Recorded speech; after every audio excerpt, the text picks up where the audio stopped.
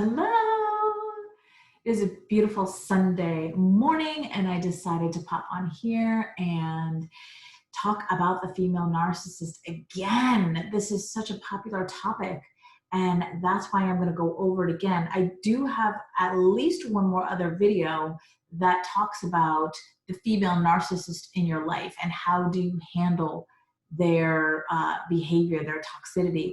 And this keeps showing up, so that's why I wanted to talk about it again, give you some more information, some more tips and tools and inspiration for you to be able to handle the female narcissist in your life. Hello, my name is Denise Kavaleskis, and I am a transformational woman's love coach. And what I do for women and men is help them heal after narcissistic relationships. So any relationship that you've had with a toxic person, an abusive relationship, across the board. Mostly it is with spousal types of relationships. However, where does it all come from, right? It comes from the family. It comes from your past. So I do talk to and help women and men with the family stuff too. And that's what I'm going to get into today. So how do I know about this? Because like I just said, I come from this too, right?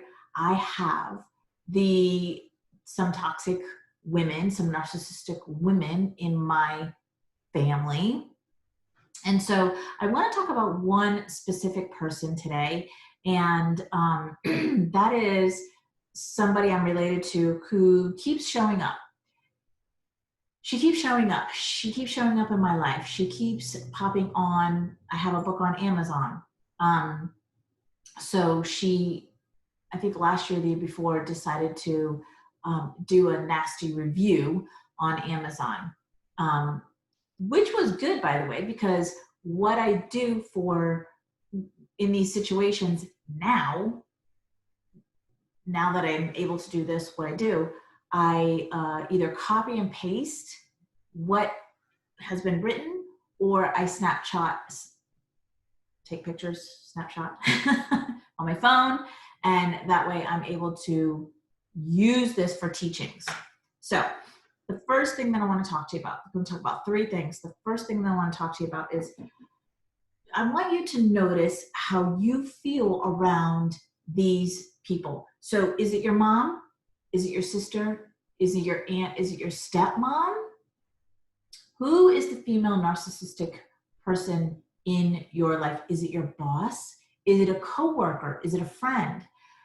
Identify that female narcissist in your life. How do you know they're narcissists? Okay, so let's just call them toxic people. Let's just label them what they are. The people who they're users, they're liars, they're cheaters, they're out to get you, they are backstabbers, those types of people. Okay, we don't even have to narrow it down to a narcissistic person. So how do you feel when you're around this person? Notice your body and how your body reacts when you're around this person, when you think of this person, when you interact with this person, right? I know for me, anxiety. That's the first thing that comes up. And I'm going to give you an example of something that came up just recently and how my body reacted. This is so important for you to notice, because when your body goes into that fight or flight mode, this is a signal to you, this is a message to you on what the next step is for you to do, which is cut this person out of your life.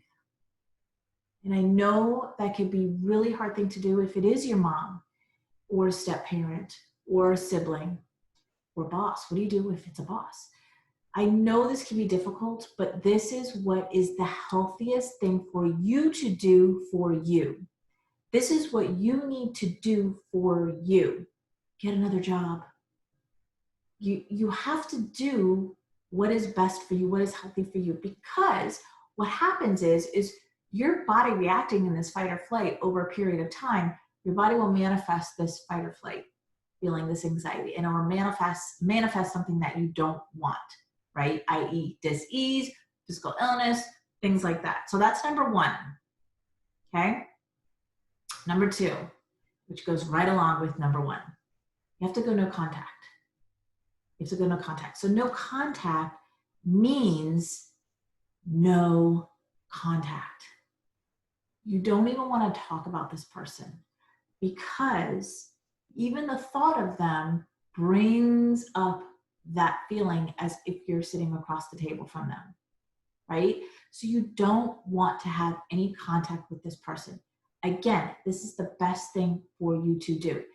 If you're a male and we're talking about your ex and you have children together and you have to have contact with this person for whatever reason, then you want to go least as possible, and you want to do it as digital, meaning no conversations, email, things that are trackable, right?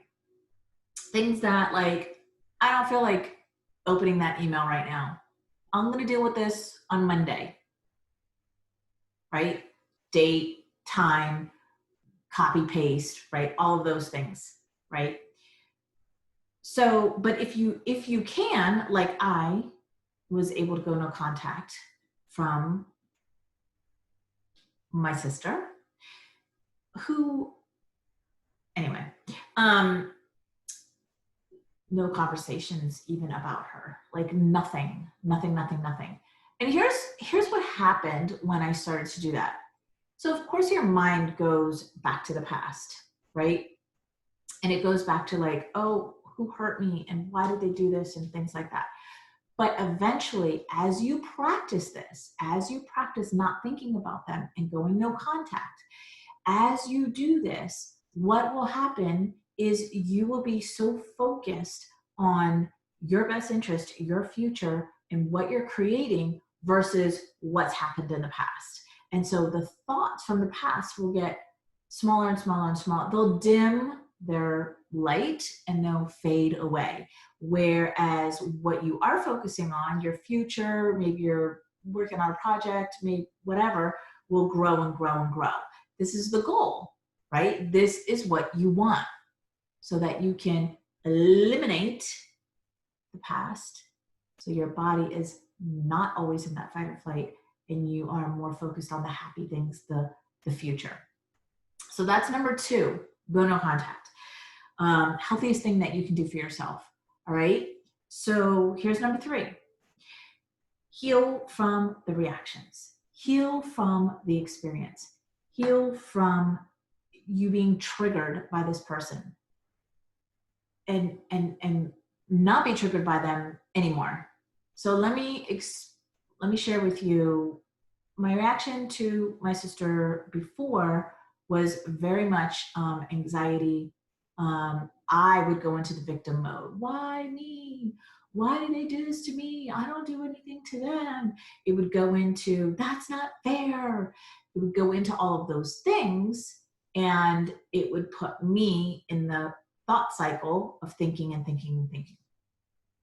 When I went into my healing journey and I healed from all of those experiences that they've done to me, and also grieving the fact that I don't have a relationship with my sister, right? That was also something that I had to heal from, to let go of the attachment that I'm supposed to have a relationship with my sister because she's my sister. What will people think, and all of those things. So once I did that, then my anxiety, well, basically it's gone. Only when she pops up every once in a while, it'll pop up. So here's the latest thing that she did, which was a couple weeks ago, maybe, which is she found my Instagram account. Clearly she was looking for it, and she posted on pictures that I have in there. So I just got married. Well, now it's a month and a half ago. And here I found it. Let me get the one where she said all of it. Okay, here it is. Okay, so yeah, I got married. So obviously on my Instagram, there's a lot of wedding pictures, different types of wedding pictures. Also, what I do on Instagram is I take my life experience and I share it in a way as a teaching for you, right? So that's just everything. Like I'm doing right now, everything in my life now and from the past is a teaching lesson that I love to share with other women and men, because, you know, being in a toxic relationship for 22 years now, getting married, the love of my life and healthy relationship is extraordinary. And I just want to share that to let you know what is possible for you. Okay. So I don't want this video to be super long, so I'm just going to dive into this.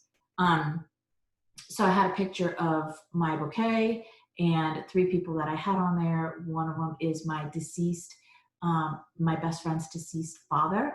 And so my sister said, "Where is your biological dad?"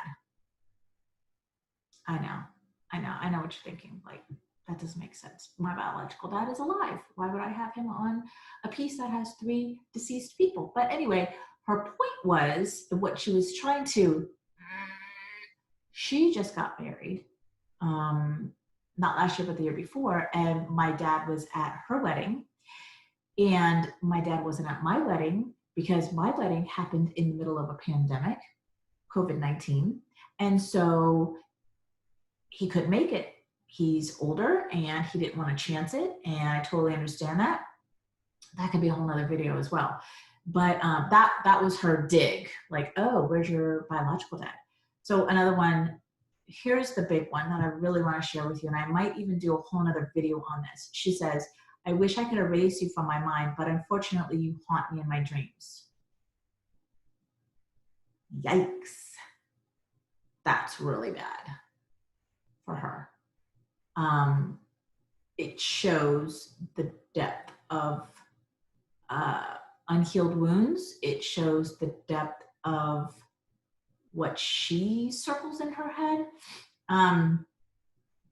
And one of the posts that I shared was about, you know, the recreation of my life. And I don't know if I mentioned my kids in it, but, you know, I do talk about kids. And she says, "It's horrible to put kids in the midst of your mess." That was another comment that she put on a different picture. So there was 3 comments on one picture, and I'm just reading them to you. So here's the other one. "You haven't healed from the past. You don't speak to your immediate family. Your exact words to your own mother, where I don't even think about you guys anymore. You need help." She says, that was out of the quote. She says, "You need help," meaning I need help. "And stop getting your daughter to fight your battles." Okay, so that's something personal. But anyway, again, this is her jabbing, her being malicious, and this is what toxic female do, right? Females do.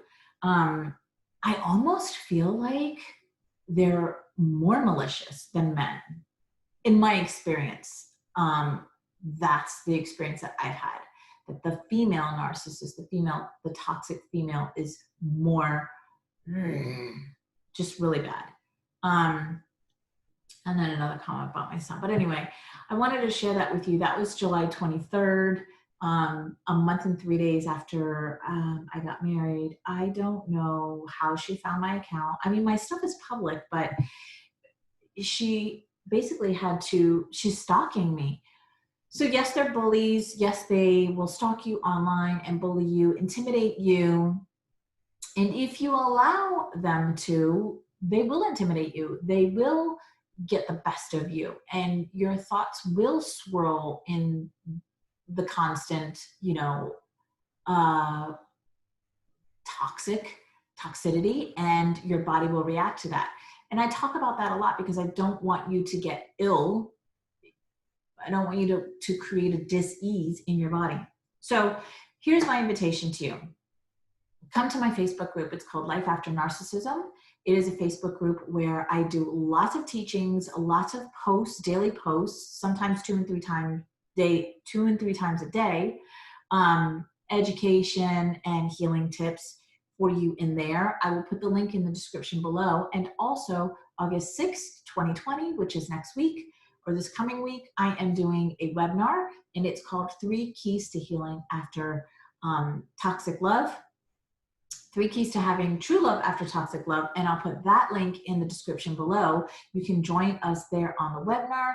I do give away lots of golden nuggets, the 3 keys to healing, which I give that to you so that you have that in your hand and you can take it with you. And I'll put that link in the description below for you to join us. All right, my loves, that is it. I hope I didn't go too long. I try to keep these short and sweet for you. Just give you what you need and move on to the next thing, right?